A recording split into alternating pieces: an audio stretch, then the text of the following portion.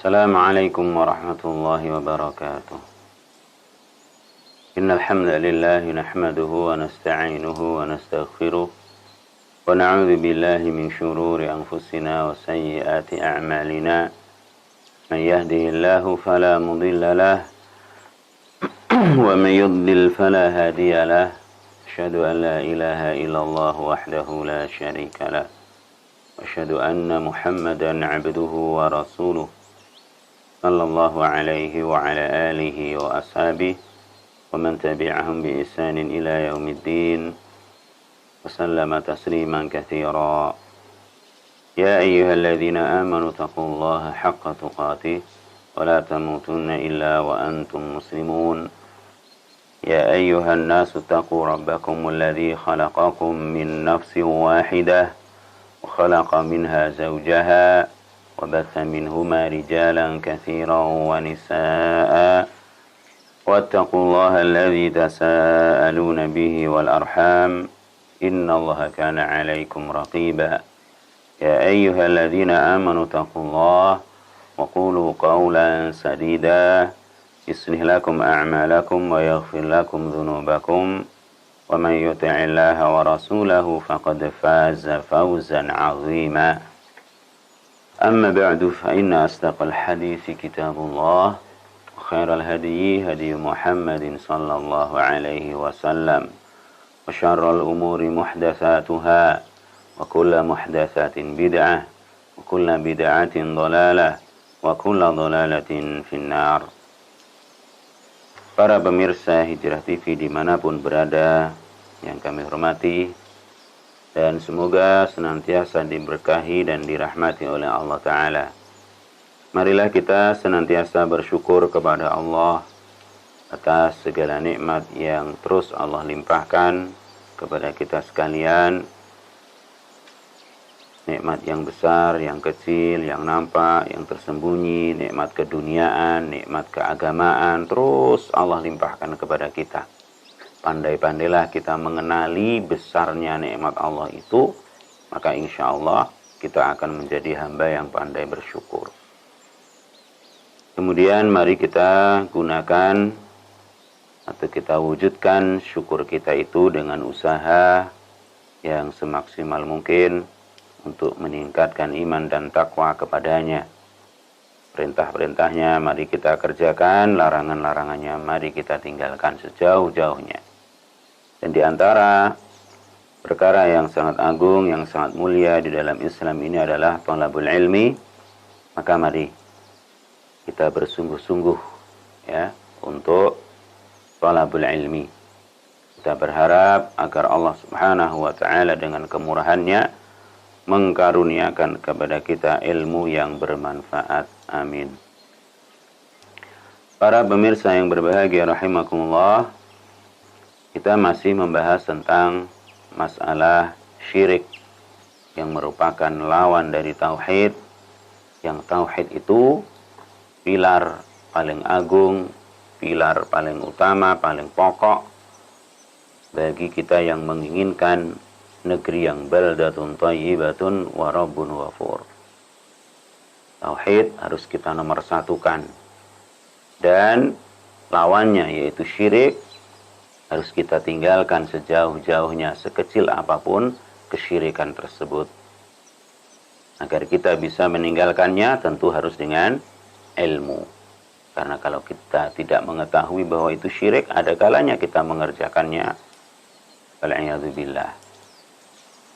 Maka mari kita kembali ya mempelajari masalah syirik ini. Yang di awal dijelaskan oleh Syekhul Islam Ibn Taimiyah rahimahullah bahwa syirik ada dalam dua hal, yaitu uluhiyah dan rububiyah Allah Subhanahu wa taala. Kemudian syirik itu sendiri, syirik yang terjadi pada rububiyah dan uluhiyah itu terbagi lagi menjadi dua. Syirik besar dan syirik kecil. Syirik besar telah kita bahas pada pertemuan yang lalu. Yang hari ini kita bahas tentang syirik kecil. Syirik kecil terbagi lagi menjadi dua.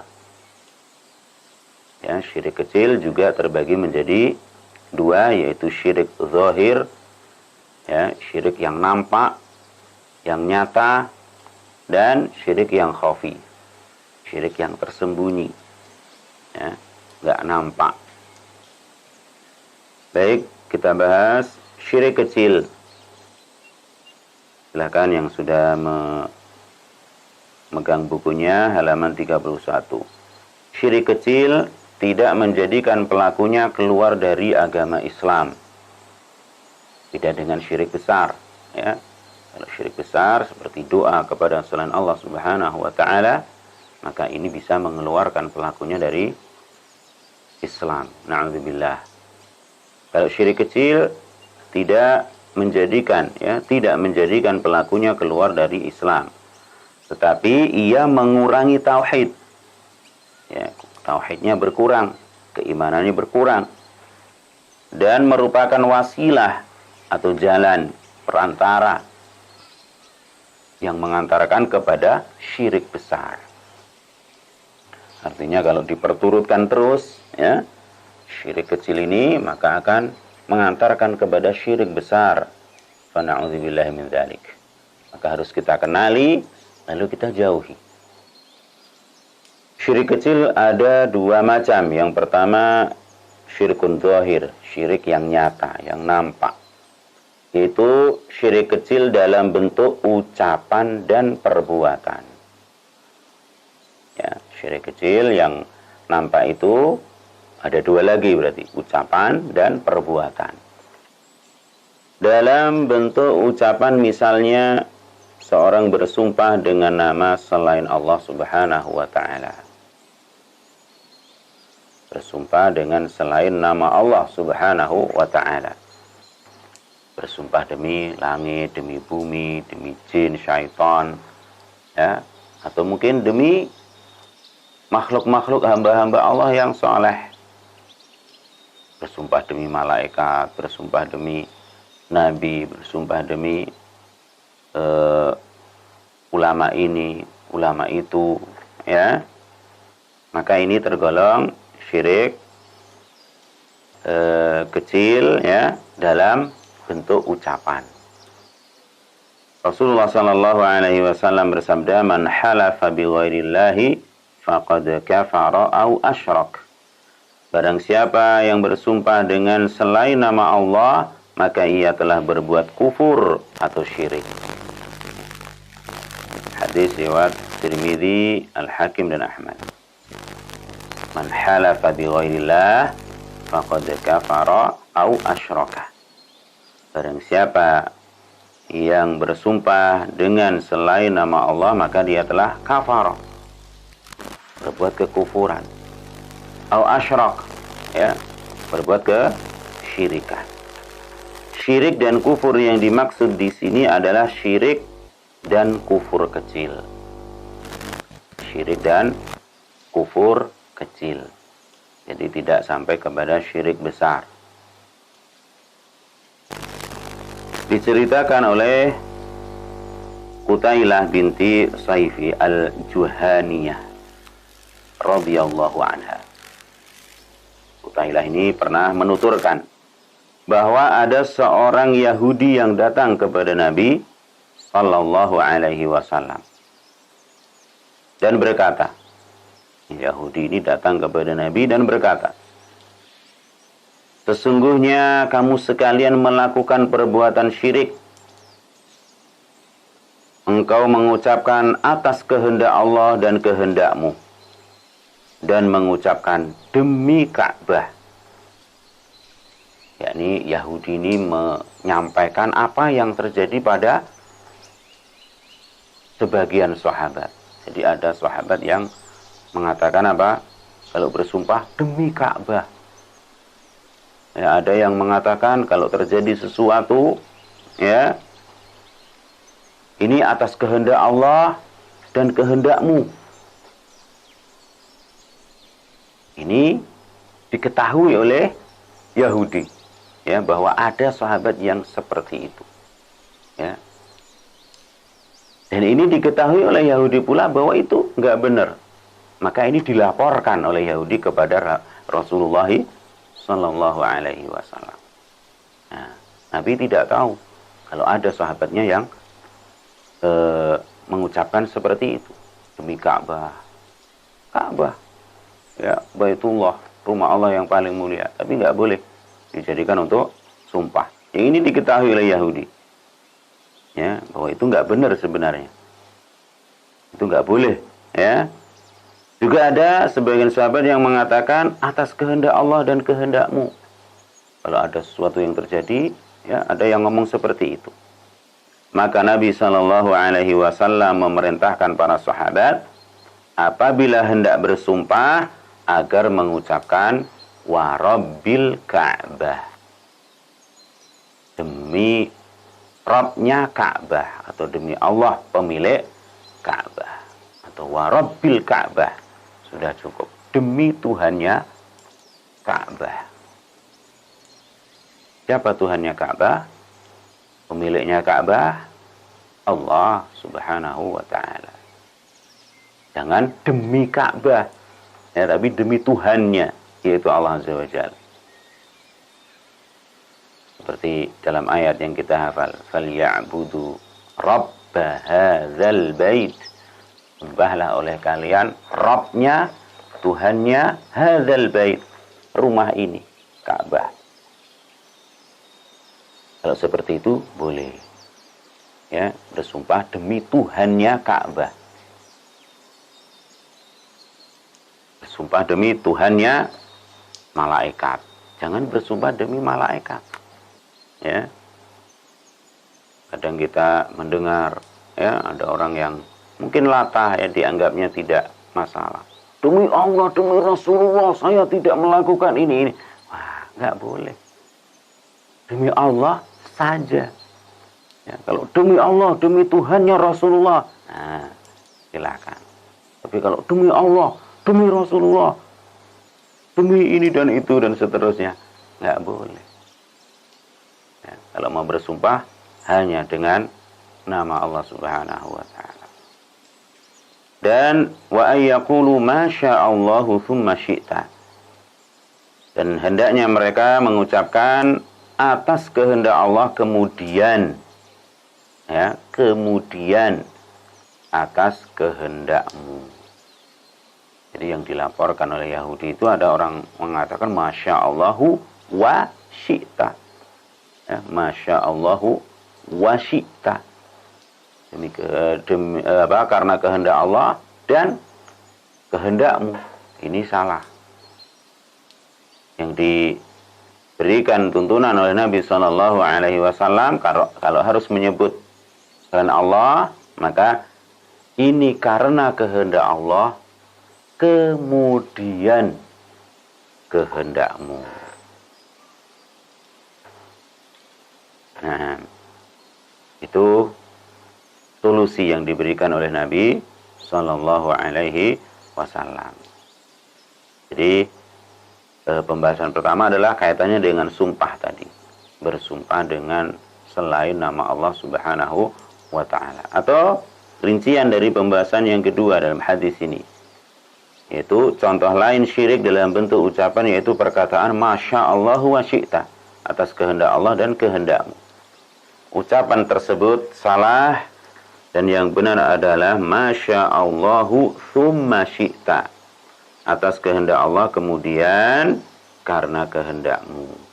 Hal ini berdasarkan hadis dari Ibnu Abbas radhiyallahu anhuma, bahwa Rasulullah sallallahu alaihi wasallam bersabda, "Idza halafa ahadukum fala yaqul ma syaa Allah wa syi'ta, walakin liyaqul ma syaa Allah thumma syi'ta."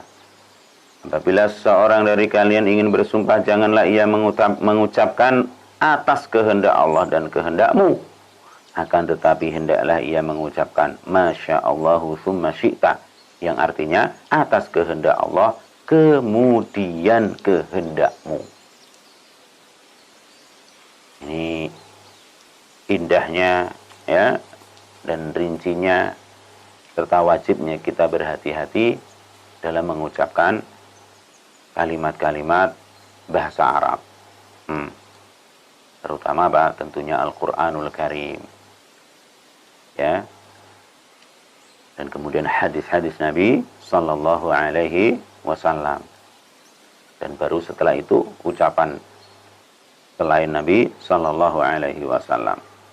Kata summa yang berarti kemudian menunjukkan tertib berurutan, yang berarti menjadikan kehendak Allah mengikuti kehendak yang berarti menjadikan kehendak hamba mengikuti kehendak Allah. Ya, berurutan. Kehendak Allah dulu, kemudian kehendak hamba. Ya, berurutan. Ini kalau summa. Beda dengan kata atau huruf wa yang artinya dan, yang menunjukkan kesamaan. Inilah yang dilarang. Ya.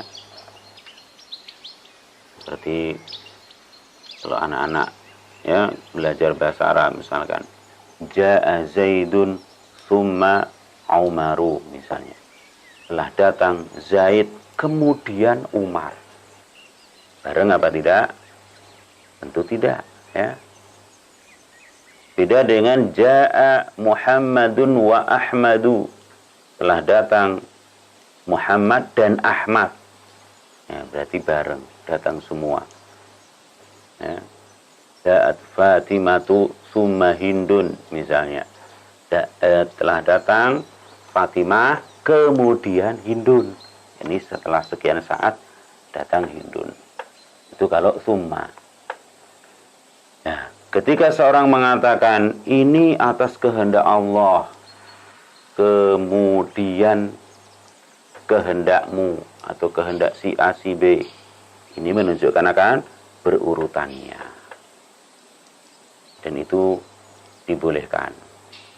Kalau tanpa menyebut selain Allah, ya, ada kalanya dalam keadaan tertentu itu lebih utama.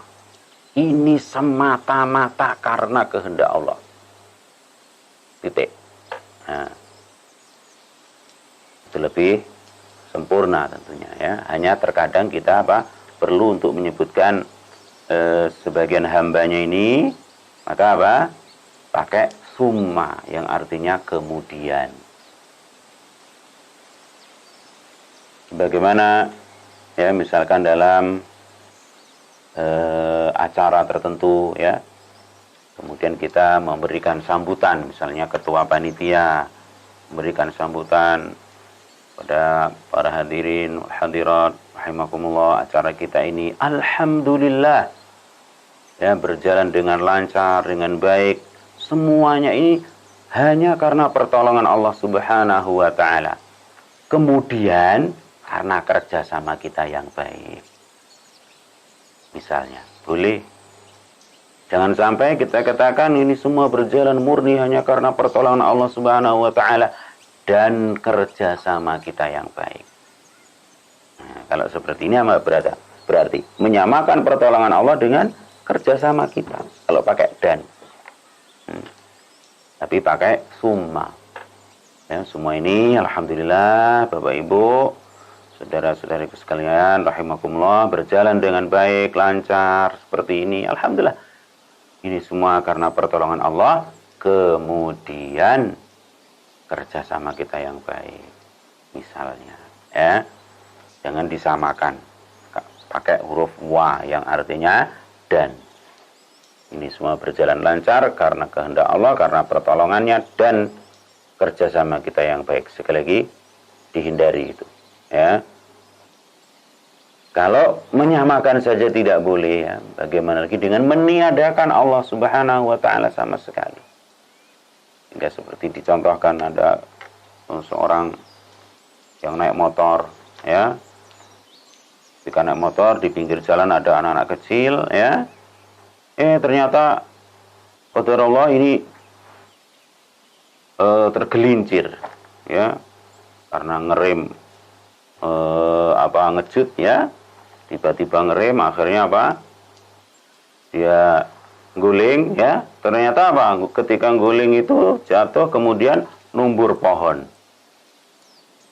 Ya, anak-anak kecil tadi di sebelah sana pohon. Lalu ada orang yang ngomong, untung ada pohon tadi, ya. Untung ada pohon itu. Kalau nggak ada, wah, anak-anak kecil itu sudah mati semua paling. Atau sudah ketabrak semua. Tumbur semua. Untung ada pohon. Sehingga orang yang jatuh ini numbur atau motornya berhenti setelah numbur pohon. Ini sama sekali apa? Mengenyampingkan adanya Allah Subhanahu wa Ta'ala. Ya, tidak boleh. Katakan alhamdulillah dengan pertolongan Allah Subhanahu wa Ta'ala. Bukan karena pohon. Kalau harus menyebut pohon berarti apa? Pakai kemudian. Ya. Alhamdulillah ini semua karena pertolongan Allah Subhanahu wa Ta'ala. Ya. Kemudian karena orang tadi numbur pohon itu. Jangan untung ada pohon. Kalau nggak ada pohon ini, anak-anak tadi sudah ketumbur semuanya. Tidak boleh. Ya. Nah, Allah Subhanahu wa Ta'ala berfirman, "Wa ma tasha'una illa an yasha' Allahu Rabbul Alamin." Dalam At-Takwir ayat 29. Dan kamu tidak dapat menghendaki, yakni menempuh jalan itu, menempuh suatu jalan ya, kecuali apabila dikehendaki Allah Rabbul Alamin, Rabbnya semesta alam. Nah, jadi apa? Ini maknanya adalah bahwa kita punya kehendak, tapi kehendak kita di bawah kehendak Allah Subhanahu wa Ta'ala. Enggak sama. Ya, tidak akan sama. Para pemirsa rahimakumullah, berikutnya adapun contoh syirik. Ya, contoh syirik, yakni syirik kecil yang zahir, ya, yang nampak dalam perbuatan. Kalau tadi kan dalam ucapan, ya. Yang dalam perbuatan seperti memakai gelang, benang, dan yang sejenisnya sebagai pengusir atau penangkal mara bahaya. Misalkan apa? Gelang, cincin, kalung, sabuk, apalagi ya, suatu hal yang dilingkarkan di tubuh kita ini, ya, atau mungkin dikantongi, atau ditaruh di tasnya, ditaruh di dompetnya, ditaruh di mobilnya, di motornya, di sepedanya, dan seterusnya. Tujuannya apa? Untuk mengusir atau menangkal mara bahaya. Menolak bala. Ya. Seperti juga menggantungkan jimat atau tamimah, sejenis jimat yang biasanya dikalungkan di leher anak-anak karena takut dari ain, yaitu pengaruh mata jahat, atau yang lainnya. Nah, banyak sekali hal-hal, benda-benda ya yang diyakini kalau ditaruh di sini ya maka akan membawa kebaikan yang begini dan begitu. Kalau ada pedagang naruh silet atau jarum ditaruh di laci dagangannya supaya apa? Aman. Ya, duitnya nggak ada yang nyuri misalnya. Kalau itu diyakini, ya, penjelasannya ya, jika seseorang meyakini bahwa kalung, benang, atau jimat itu sebagai perantara atau sebab untuk menolak mara bahaya dan menghilangkannya dengan seizin Allah, maka perbuatan ini adalah syirik asghar, syirik kecil. Ya, pakai gelang, bukan gelang jam ya. Kalau gelang jam pun kalau diyakini, wah ini gelang jam dari Mbah Yai, gelang jam dari Musdalifah misalnya ya, pernah haji atau umroh, dulu beli jam ini di mana sana, di Gunung Uhud. Nah, diyakini gini dan gitu, membawa kekuatan ini dan itu. Ini sama juga ya. Tapi kalau gelang jam ya untuk melihat jam saja, maka tidak masalah. Adapun diyakini seperti itu tadi, ya, maka apa? Itu tergolong syirik kecil, ya, syirik kecil yang zohir, yaitu dari perbuatan, jenis perbuatan. Kalau diyakini hal-hal tadi ya, itu membawa keselamatan, menolak mara bahaya. Siapa yang menolaknya? Allah. Tapi lewat barang-barang tadi. Maka ini syirik kecil atau syirik asghar. Karena Allah tidak menjadikan sebab-sebab hilangnya mara bahaya dengan hal-hal tersebut. Ya, tidak. Seperti dahulu Nabi SAW yang pernah safar bersama sahabat-sahabatnya. Maka Nabi mengutus seorang utusan untuk meneliti, ngecek, ya, Allah ya baqayanna ala ba'irin qiladatun min watarin au qiladatun illa quti'at. Agar diperiksa itu unta-untanya. Jangan sampai ada fi raqabati ba'irin, ya, di leher unta itu tali. Tali yang disebutkan itu seperti apa? Tali senar, tali kecil, ya, benang atau yang serupa dengan itu. Kok diikatkan di leher unta? Apa kekuatan senar, apa kekuatan benang itu dari unta yang sangat kuat itu? Tidak lain kecuali apa? Kalau ada orang menggantungkan tali kecil di unta. Nah, ini ada kepercayaan tertentu, keyakinan tertentu. Maka Nabi ketika safar memerintahkan, ya, seorang untuk neliti, ngecek, ya, semua. Kalau ada yang menggantungkan atau mengikatkan tali-tali tertentu seperti itu yang tidak berfungsi untuk sebagai tali kekangnya, jangan disisakan, kecuali apa? Harus diputuskan semuanya. Karena apa? Karena Allah Subhanahu wa ta'ala tidak menjadikan keselamatan melalui benda-benda itu.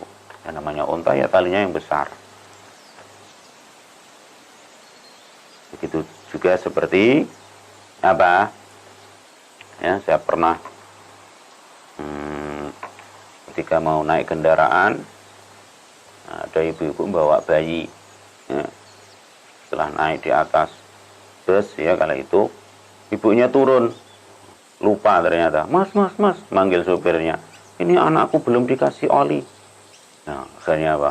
Minta oli, dicarikan oli bawah mobil itu, terus dioleskan di pipi atau bagian tubuh anak bayinya itu. Kenapa?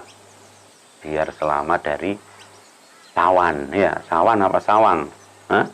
Biar selamat dari itu, subhanallah. Oli jadi sarana keselamatan. Ini kalau diyakini bahwa Allah yang menyelamatkan, tapi lewat oli, ini apa? Syirik kecil. Adapun jika ia berkeyakinan bahwa dengan memakai gelang, kalung, atau yang lainnya tadi sampai oli tadi, ya,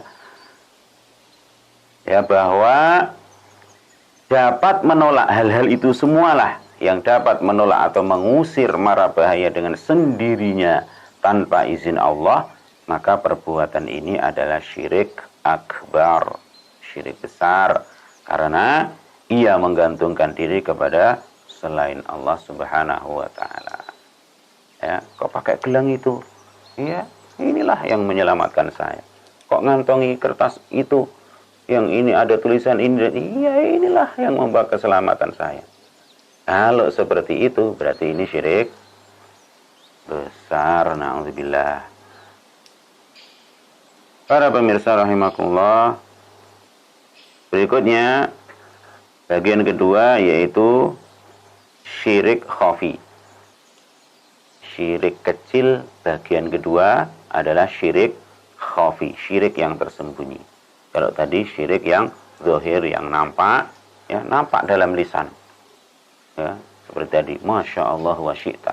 Ini karena kehendak Allah dan kehendakmu, atau kehendak si A dan si B.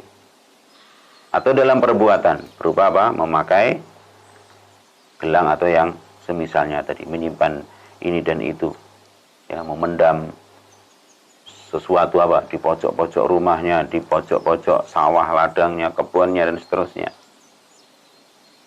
Ingat, kalau itu diyakini sebagai sarana terjauhkannya dari keburukan dan yang menghilangkan Allah, maka ini syirik kecil. Tapi kalau sampai itu benda-benda itu yang dipendam, yang disimpan, atau ada orang yang nelen, ya, pernah kita jumpai seorang kakek-kakek, ya, karena dulu nggak tahu, ya, terus ada yang memberikan masukan gini, suruh nelen apa, pojokan, ya, pojokan jarik, ya, bahasa Jawa jarik itu apa bahasa Indonesianya itu, ya, kain yang untuk selimut zaman dulu itu, ya, pojokannya begitu dipotong terus ditelan entah berapa, 18 apa berapa, agar apa, ya, selamat dari mara bahaya dan seterusnya tadi. Kalau diyakini itu benda-benda itu yang menyelamatkannya, bukan Allah, ini syirik besar. Tapi kalau diyakini itu sarana saja yang menyelamatkan Allah, ini syirik kecil. Semoga Allah menjauhkan kita dari semua kesyirikan. Baik, itu semua syirik kecil yang nampak, ya. Yang kedua, syirik kecil yang khafi, yaitu syirik dalam hal keinginan dan niat. Nah, niat, keinginan, tempatnya di mana? An-niyatu mahalluhal qalb. Niat tempatnya di dalam hati, tersembunyi, nggak ada yang tahu kecuali kita dengan Allah Subhanahu wa taala. Setelah Allah Subhanahu wa taala, kita yang tahu, orang lain nggak tahu. Seperti riya, ya, ingin dilihat lalu dipuji orang. Dan sum'ah, ingin didengar lalu dipuji orang. Dan lainnya.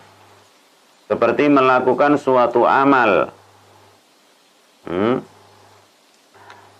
Seperti melakukan suatu amal untuk mendekatkan diri kepada Allah, tetapi ia ingin mendapatkan pujian manusia. Misalnya dengan memperindah sholatnya. Karena dilihat orang. Kalau nggak ada orang, sholatnya cepat. Nah, tapi karena ada orang, wah, dibagus-baguskan sholatnya, dilama-lamakan sholatnya. Biar apa? Biar dipuji. Kalau supaya mereka mencontoh, ya, misalkan kita tahu suatu masjid itu sholatnya mesti cepat, nggak tumak ninah, oh, kita datang duluan, orang-orang, ya, belum datang, misalnya kita sholat yang bagus. Atau orang-orang sudah datang, kita datang juga di situ, nampakkan sholat yang bagus, yang tumak ninah. Agar mereka melihat, tapi apa tujuannya? Agar mereka mencontoh kita, sholat yang tumak ninah. Kalau seperti itu boleh. Tapi kalau supaya dipuji, ini syirik kecil yang tersembunyi, yang khafi. Atau bersedekah agar dipuji dan memperindah suaranya dalam membaca Al-Quran atau azan, ya, misalnya agar didengar oleh orang lain sehingga mereka menyanjung atau memujinya. Nah, orang lain nggak ada yang tahu isi hatinya, ya. Suatu amal apabila tercampur dengan riya, maka amal tersebut tertolak. Karena itu Allah memerintahkan kita untuk berlaku ikhlas. Ya, di sini tertulis memerintahkan, ya, yang benar memerintahkan kita. Allah memerintahkan kita untuk berlaku ikhlas. Allah Subhanahu wa taala berfirman, "Qul innama ana basyarum mislukum yuha ilayya annama ilahukum ilahu wahid, faman kana yarju liqa'a rabbih falyamal 'amalan salihan wa la yusyrik bi'ibadati rabbih ahada." Di akhir surah Al-Kahfi, yang insyaallah kita sudah biasa mengamalkan sunnah Nabi SAW untuk membaca surah Al-Kahfi di malam atau di hari Jumat. Kalau yang belum, ayo segera dimulai. Ya, di antara sunnah Nabi SAW adalah membaca surah Al-Kahfi di malam Jumat atau di hari Jumat. Di malamnya boleh, di siangnya juga boleh. Nah, di akhir surah Al-Kahfi itu Allah berfirman yang maknanya, katakanlah sesungguhnya aku ini hanyalah manusia sepertimu. Yang disuruh ngomong ini Nabi Shallallahu Alaihi Wasallam. Katakanlah, wahai Muhammad, sesungguhnya aku ini hanyalah manusia sepertimu. Yang diwahyukan kepadaku bahwa sesungguhnya ilah kamu itu adalah Allah yang esa. Innama ilahukum annama ilahukum ilahu wahid. Barang siapa mengharapkan perjumpaan dengan Rabbnya, maka hendaklah ia mengerjakan amal saleh dan janganlah ia mempersekutukan seorang pun dalam beribadah kepada Rabbnya, pada Allah Subhanahu wa ta'ala. Jangan disekutukan Allah dengan apapun, dengan malaikat, dengan para nabi, para rasul, para sahabat, para wali-wali Allah, orang-orang yang soleh. Tidak boleh. Apalagi disekutukan dengan apa tadi? Gelang, cincin, sabuk, ya, terikat pinggang, ya, atau apa yang diselipkan di dompet, di kantong, dan seterusnya tadi. Tidak boleh. Maksudnya, katakanlah wahai Muhammad sallallahu alaihi wasallam kepada orang-orang musyrik yang mendustakan kerasulanmu itu. Sesungguhnya aku ini hanyalah manusia seperti juga dirimu. Maka barang siapa yang menganggap diriku, yakni Muhammad sallallahu alaihi wasallam, adalah pendusta, hendaklah ia mendatangkan sebagaimana yang telah aku bawa. Yang telah Nabi sallallahu alaihi wasallam bawa, yakni telah aku bawa. Datangkan kalau memang kalian menuduhku sebagai pendusta. Dan ternyata mereka tidak ada yang sanggup. Kala itu bahasa Arab di zaman Nabi Shallallahu Alaihi Wasallam terjaga, fasih-fasih, masya Allah. Tapi ketika mereka menuduh Al-Quran ini buatan Muhammad, dibantu oleh teman-temannya itu. Ternyata ketika mereka ditantang, sudah kalau gitu datangkan yang semisal Al-Quran, nggak mampu. Datangkan yang semisal 10 surat, nggak mampu juga. Datangkan semisal 1 surat juga, nggak mampu juga. Apalagi orang sekarang yang menuduh Al-Quran itu dusta, atau salah, atau yang semisalnya. Tak akan mungkin bisa mendatangkan yang semisalnya. Kalau bukan dari Allah Subhanahu wa ta'ala, tentu banyak orang yang menandinginya. Sebagaimana halnya karya-karya dalam keduniaan ini, hasil karya manusia banyak yang mengimbangi, banyak yang menandinginya. Maklum bagi kita. Adapun Al-Quran betul-betul dari Allah Subhanahu wa ta'ala. Tidak ada yang bisa membuat yang semisal dengannya. Sesungguhnya Nabi Shallallahu Alaihi Wasallam tidak mengetahui yang gaib, tidak mengetahui yang gaib, yaitu tentang perkara-perkara terdahulu yang pernah disampaikan beliau, seperti tentang Ashabul Kahfi, tentang pemuda-pemuda yang masuk ke goa itu, yang Allah kisahkan dalam surah Al-Kahfi. Tentang Dzulqarnain juga disebutkan dalam surah Al-Kahfi. Atau perkara gaib lainnya, melainkan sebatas yang telah diwahyukan Allah Ta'ala kepada Rasulullah Sallallahu Alaihi Wasallam. Kemudian Rasulullah Sallallahu Alaihi Wasallam mengabarkan bahwa ilah atau sesembahan yang mereka seru dan mereka ibadahi tidak lain adalah Allah Subhanahu wa ta'ala yang esa. Tidak ada sekutu baginya. Yang mereka juga kenal betul dengan Allah Subhanahu wa ta'ala. Wala in sa'altahum man khalaqas samawati wal arda la yaquluna Allah. Misalkan Allah terangkan, kalau mereka itu ditanya siapa yang menciptakan langit dan bumi, mereka pasti menjawab Allah. Ketika ditanya tentang ini dan itu, mereka menjawab Allah.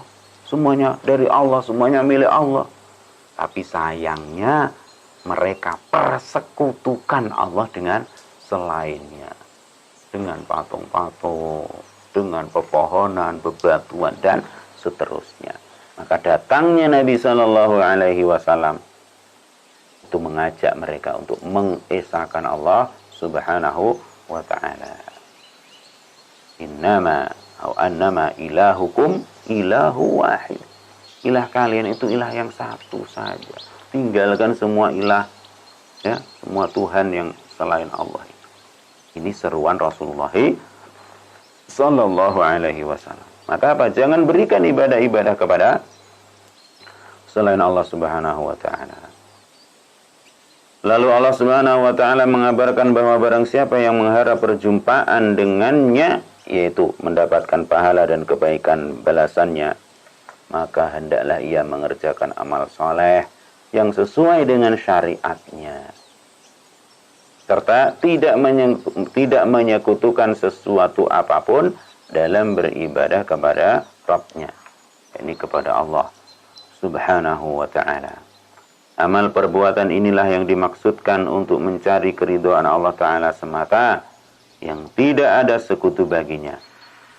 Kedua hal tersebut, yaitu amal soleh dan tidak menyekutukan Allah, merupakan rukun amal yang maqbul.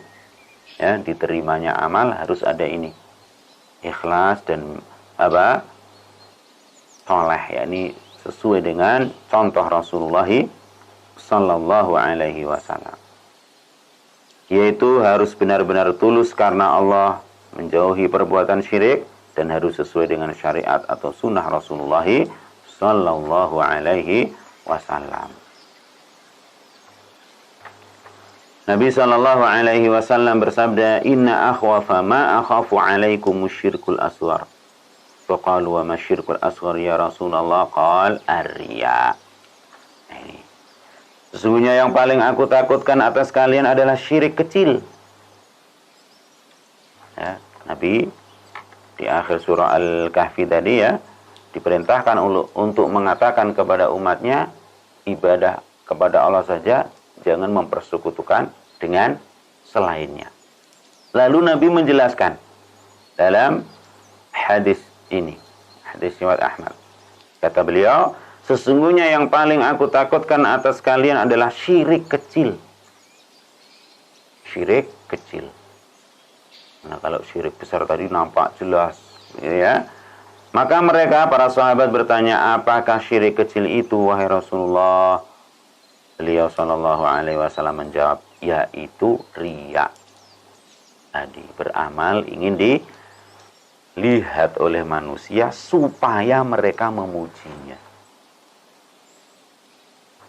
Yang ini akan merusak tadi peribadahan yang hanya untuk Allah Subhanahu wa taala.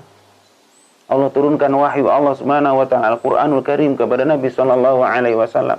Kemudian beliau dakwahkan, beliau serukan. Inti pokoknya adalah tadi, ayo sembah Allah saja, jauhi syirik. Amalkan tauhid, jauhkan syirik. Jauhkan diri dari syirik. Nah, ternyata di sana ada syirik yang paling atau perkara yang paling dikhawatirkan oleh Nabi Shallallahu Alaihi Wasallam, yaitu syirik kecil. Ketika dijelaskan begitu, para sahabat tanya, apa itu syirik kecil? Nabi menjawab, riya. Maka mari kita betul-betul berhati-hati dari perkara riya ini. Namun ya tentu perlu sekali untuk diingatkan, ya, jangan karena takut riya kemudian meninggalkan ibadah. Karena takut riya, khawatir riya, oh daripada riya nanti saya terjerumus kepada syirik kecil, ya. Wah, nggak usahlah saya kalau gitu. Hingga apa, misalkan seorang laki-laki yang wajib sholat berjamaah di masjid, wah saya kelihatan orang ini pergi ke masjid, saya riya nanti, mending nggak usah ke masjid lah daripada saya riya. Nah, ini keliru tentunya. Orang yang harusnya thalabul ilmi, hadir di majelis ilmu misalkan, kemudian dia takut riya, wah saya kan nanti kalau datang ke majelis ilmu dilihat oleh teman-temanku, saya khawatir riya lah, daripada riya aku nggak usah berangkat. Ini juga keliru. Nah, maka apa? Amal yang memang harus dinampakkan, ya dinampakkan. Tapi niatkan, tuluskan semata-mata untuk Allah Subhanahu wa ta'ala. Jangan berhenti dari amal gara-gara takut riya. Sehingga sampai diungkapkan ya, di antara para ulama kita mengatakan, beramal karena manusia, riya. Meninggalkan amal juga karena manusia, riya. Nggak boleh. Maka kalau toh kita harus meninggalkan sesuatu karena Allah, mengerjakan sesuatu juga karena Allah, jangan karena tadi takut riya akhirnya nggak jadi mengerjakan amal soleh. Mau haji, mau umroh, takut riya, nggak usah haji, nggak usah umroh, ya salah. Nah, termasuk juga dalam syirik yaitu seorang yang melakukan amal untuk kepentingan duniawi. Seperti orang yang menunaikan ibadah haji atau berjihad untuk mendapatkan harta benda. Semakin sering haji, semakin kaya. Niatnya begitu. Misalnya, sebagaimana dalam hadis dari Abu Hurairah radhiyallahu anhu, bahwa Nabi sallallahu alaihi wasallam bersabda, "Ta'isa 'abdud dinar, ta'isa 'abdud dirham, ta'isa 'abdul khamisah, ta'isa 'abdul khamilah, in u'tiya radiya wa illam yu'ta sakhit." Celaka hamba dinar, celakalah hamba dirham, celakalah hamba khamisah, celakalah hamba khamilah. Jika diberi, ia senang, tetapi jika tidak diberi, ia marah. Hadis riwayat Bukhari dan Ibnu Majah. Catatan, khamisah dan khamilah adalah pakaian yang terbuat dari wol atau sutra dengan diberi sulaman atau garis-garis yang menarik dan indah. Maksudnya, wallahu alam, celaka bagi orang yang sangat ambisius dengan kekayaan duniawi sehingga menjadikan atau menjadi sehingga dia menjadi hamba harta benda. Mereka itu adalah orang-orang yang celaka dan sengsara. Sehingga apa? Amal apapun, amal ibadah apapun itu demi dunia. Ya, demi harta misalkan, atau kalau tadi demi dunia, pujian orang, itu kan bagian dari dunia. Atau kalau yang masih bujang atau masih gadis, beramal agar cepat dapat jodoh misalkan, ini tidak seperti itu, tapi beramal karena Allah Subhanahu wa ta'ala, bukan mengharap dunia. Baik, semoga Allah Subhanahu wa ta'ala membersihkan hati-hati kita dari yang namanya kesyirikan ini. Nah, di antaranya syirik yang tidak nampak ini, ya. Syirik yang tersembunyi. Makanya ya, tidak ada orang yang maksum, tidak ada orang yang bisa terjaga dari ini kecuali yang Allah jaga. Oleh karena itu, kita hendaknya banyak berdoa. Ya, kita banyak-banyak berdoa kepada Allah agar Allah menjaga kita dari yang namanya syirik. Hingga Nabi Shallallahu Alaihi Wasallam mengajarkan kepada kita, ya, sebuah doa agar kita terhindar dari syirik itu. Karena begitu luar biasa, ya, banyaknya celah-celah syaitan memasukkan syirik itu kepada manusia. Baik syirik besar atau syirik kecil. Syirik yang nampak atau yang tersembunyi.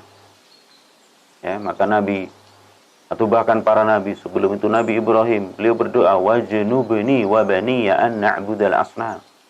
Wajnubni wa baniya an na'budal asnam. Jauhkan aku dan anak keturunanku ya Allah dari menyembah patung, dari syirik. Nabiullah Ibrahim adalah abul anbiya, bapaknya para nabi, masih berdoa seperti itu. Bagaimana dengan kita? Juga Nabi Shallallahu Alaihi Wasallam mengajari kita doa agar terselamat dari kesyirikan. Allahumma inni a'udzubika an usyrika bika wa ana a'lamu wa astaghfiruka lima la a'lamu.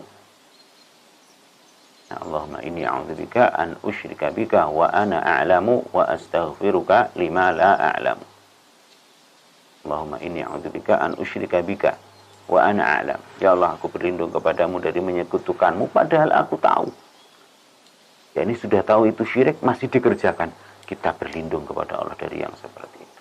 Wa astaghfiruka lima la a'lamu, dan aku mohon ampun kepadamu dari hal yang tidak aku ketahui. Kita melakukan sesuatu, ternyata syirik.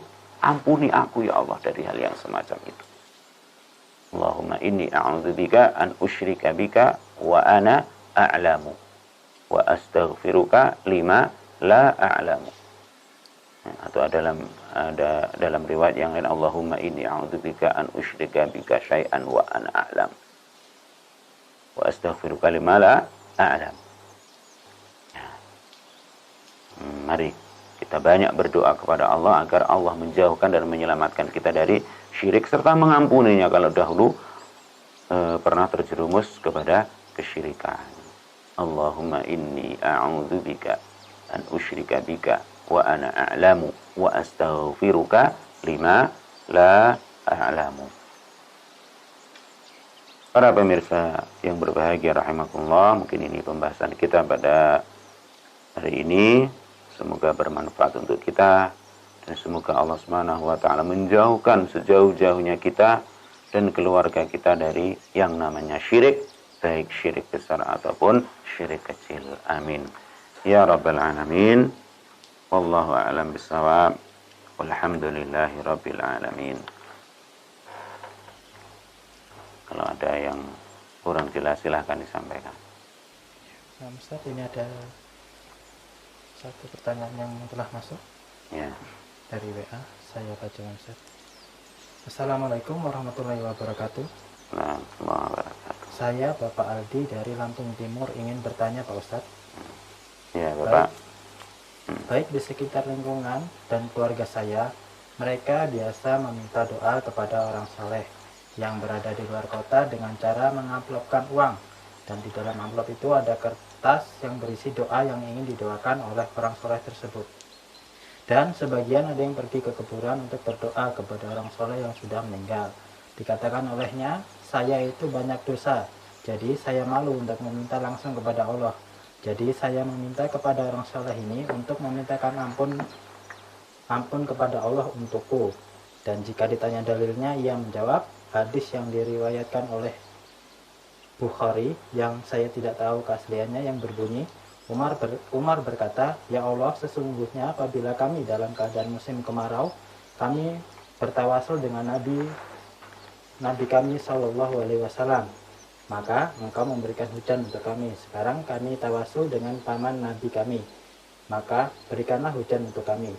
Mohon penjelasan mengenai orang-orang meminta doa di atas, dan apakah orang meninggal bisa mendengar doa. Sekian, terima kasih. Insyaallah. Barakallahu fiik, Bapak Aldi ya. Itu ada dua hal. Yang pertama, kalau minta doa, minta didoakan ya. Seperti kasus pertama, ngirim amplop ya. Dikirim mungkin pakai pos atau yang semisalnya ya. Dikirim ke orang yang dituju, masih hidup dia. Ya. Dia masih hidup. Kemudian di dalam amplopnya ada permintaan, misalkan pingin sehat, pingin anaknya lulus ini dan itu, misalkan ya, pingin hafal Quran, misalkan seperti itu. Kemudian apa? Setelah sampai di tempat tujuan amplop tersebut ya, tentu dibuka oleh orangnya yang dituju, terus didoakan dari situ.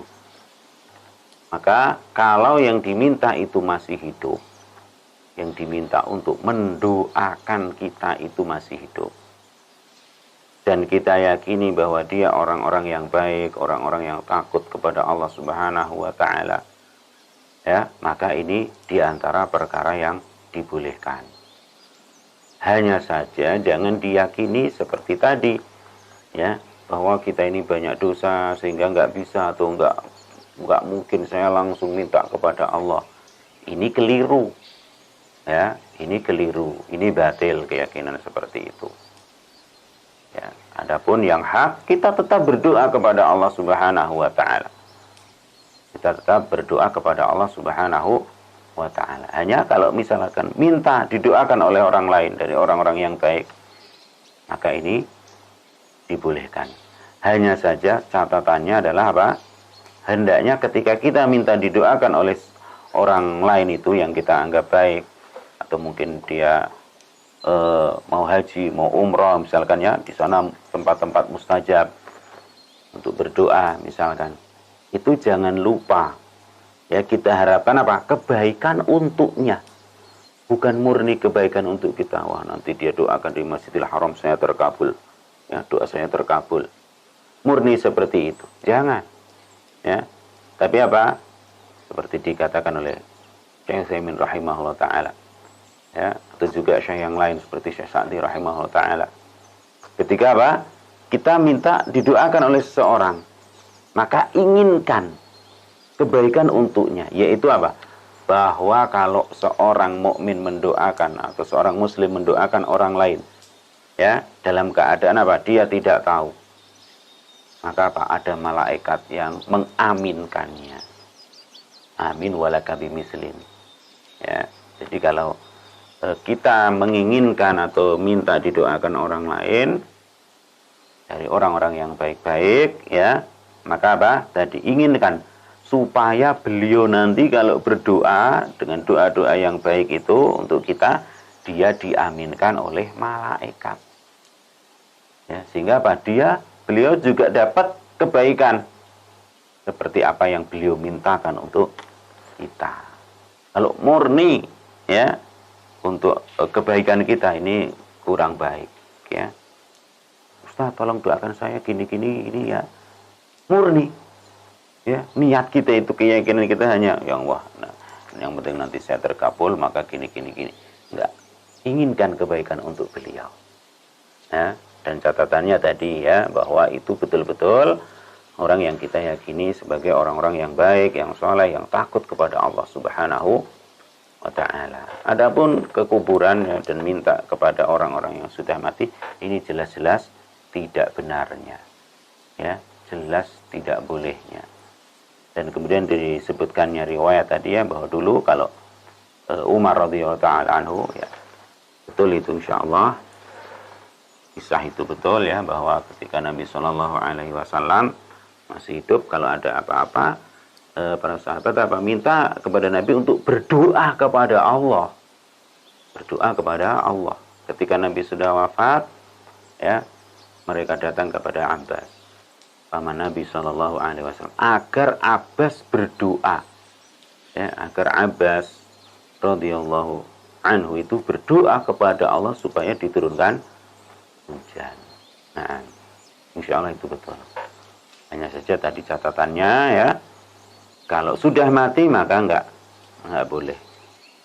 Tidak boleh kita berdoa kepada Nabi Shallallahu Alaihi Wasallam. Sekarang ini beliau sudah wafat. Ya. Justru apa yang disunahkan, yang diperintahkan, kita mendoakan beliau, yaitu dengan banyak salawat. Allahumma salli ala Muhammad wa ala ali Muhammad. Allahumma barik ala Muhammad. Allahumma salli wa sallim wa barik ala Muhammad. Begitu didoakan, yaitu dengan bersalawat kepada beliau sallallahu alaihi wasallam. Allah alam bissawab. Pertanyaan selanjutnya dari WA lagi. Dari hamba Allah di Semitau, Kapuas, Hulu, Kalimantan Barat. Bismillah ya Ustadz, izin bertanya. Karena lemahnya iman dan kurangnya ilmu agama di masa lalunya, seseorang pernah melakukan kesyirikan. Kemudian setelah mengaji dia bertaubat, apakah di akhirat kelak orang tersebut masih tetap dihisab? Ustaz, mohon penjelasannya. Barakallahu fikum. Nabi Shallallahu Alaihi Wasallam mengatakan, at-taubatu tajubu ma qablaha. Taubat itu menghapus, ya, taubat itu menghapus apa-apa yang sebelumnya. Ya. Sehingga apa?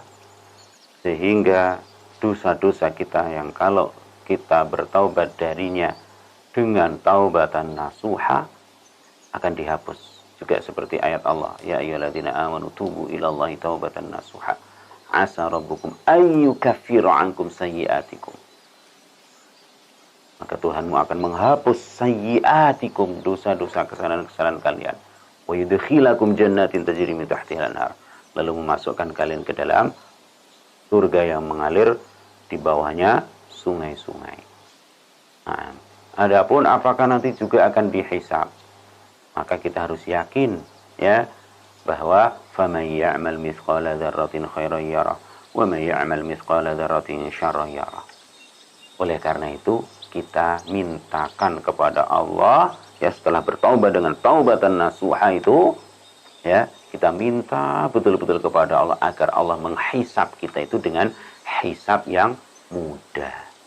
Sehingga seperti Allah sebutkan juga dalam surah Al-Insyiqaq misalkan ya, fa amma man utiya kitabahu biyamini fasaufa yuhasabu hisaban yasira. Fasaufa yuhasabu hisaban yasira.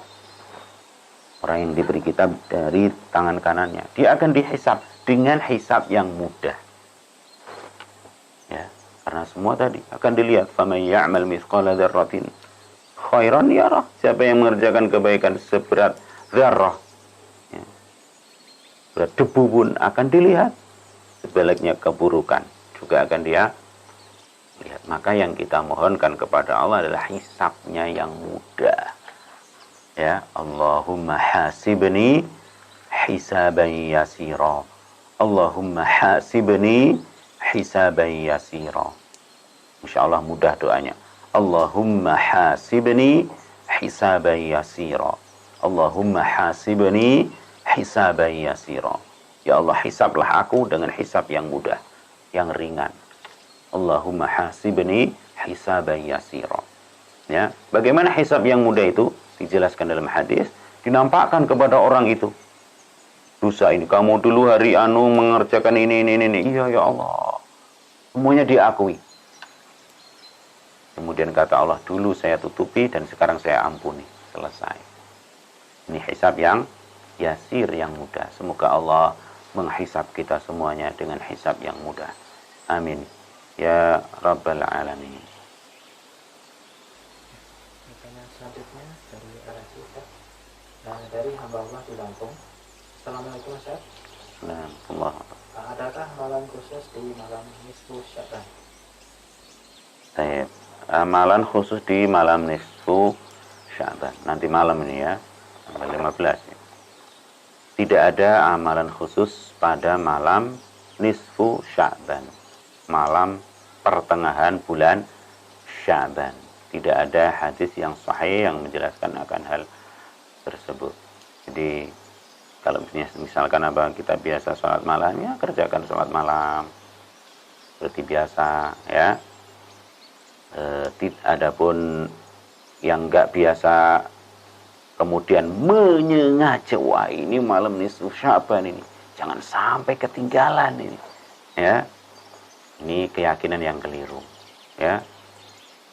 Tapi apa? Ya diniatkan. Kalau kemarin-kemarin ya belum seperti itu, bismillah.